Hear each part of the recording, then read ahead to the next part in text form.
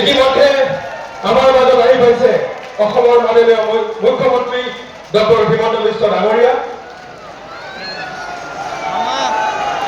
সমূহ ৰাইজক প্ৰীতি আৰু শুভেচ্ছা জনাই মুখ্যমন্ত্ৰীৰ আত্মনিৰ্ভৰ অসম অভিযানৰ দ্বিতীয় পৰ্যায়ৰ আজি 10 ফেব্ৰুৱাৰী তাৰিখে বঙাইগাঁও জিলাত অনুষ্ঠিত হ'বলগীয়া কাৰ্যৰ আৰম্ভ কৰিবলৈ আগবাঢ়িছোঁ। আজিৰ অনুষ্ঠানত আমাৰ মাজত আহি উপস্থিত হৈছেহি অসমৰ মাননীয় মুখ্যমন্ত্ৰী ডক্টৰ হিমন্ত বিশ্ব শৰ্মা ডাঙৰীয়া। মাননীয় মুখ্যমন্ত্ৰী দেৱক তেখেতৰ মুখ্য অতিথিৰ আসন গ্ৰহণ কৰিবলৈ অনুৰোধ জনাইছোঁ।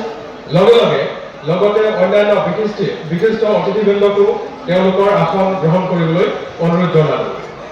শ্ৰদ্ধাভাজন ৰাইজ, এতিয়া অসম সংগীত পৰিৱেশনৰ কাৰণে সকলোকে থিয় হ'বলৈ অনুৰোধ জনালোঁ।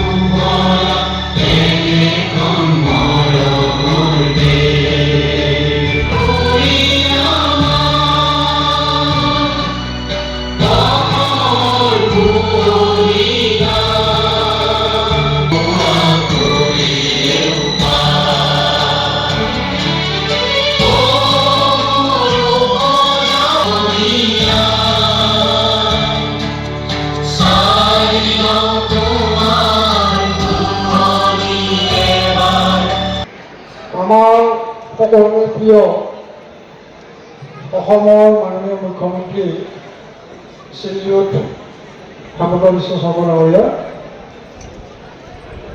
বঙাইগাঁও জিলাৰ অভিভাৱক মন্ত্ৰী শ্ৰীযুত ৰঞ্জিত দাস ডাঙৰীয়া, মন্ত্ৰী জয়ন্ত মল্ল বৰুৱা ডাঙৰীয়া সমন্বিতে মঞ্চত উপবিষ্ট বিশিষ্ট ব্যক্তিসকল আৰু আজি এই অনুষ্ঠানত উপস্থিত থকা বঙাইগাঁও, গোৱালপাৰা, ধুবুৰী আৰু চাউথ চামাৰ মানকাছৰ জিলাৰ উদ্যমী যুৱক যুৱতীসকল, শ্ৰদ্ধা ৰাইজ, সাংবাদিক বন্ধুসকল বা আৰম্ভণিতে আপোনাক সকলোলৈকে মান্য অনুসাৰে শ্ৰদ্ধা ভক্তিৰ কথা ক'ব বিচাৰি যাচিছোঁ।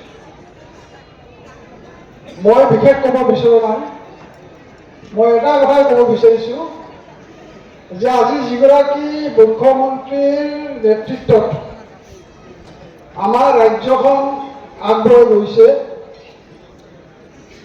আমাৰ ৰাজ্যখনক স্বনিৰ্ভৰ কৰাৰ কাৰণে, আত্মনিৰ্ভৰ কৰাৰ কাৰণে আজিৰ নিচিনা বিভিন্ন কাৰ্যসূচী, বিভিন্ন আঁচনি প্ৰস্তুত কৰিছে।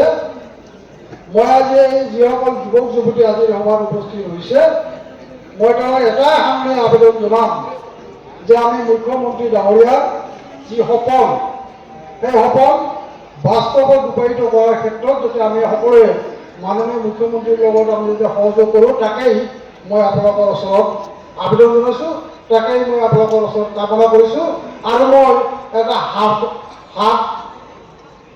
চকৰিৰে মই মাননীয় মুখ্যমন্ত্ৰী ডাঙৰীয়াক আশীৰ্বাদ প্ৰদান কৰিবৰ কাৰণে মই ৰাইজক বিনম্ৰভাৱে অনুৰোধ কৰিছোঁ। ধন্যবাদ।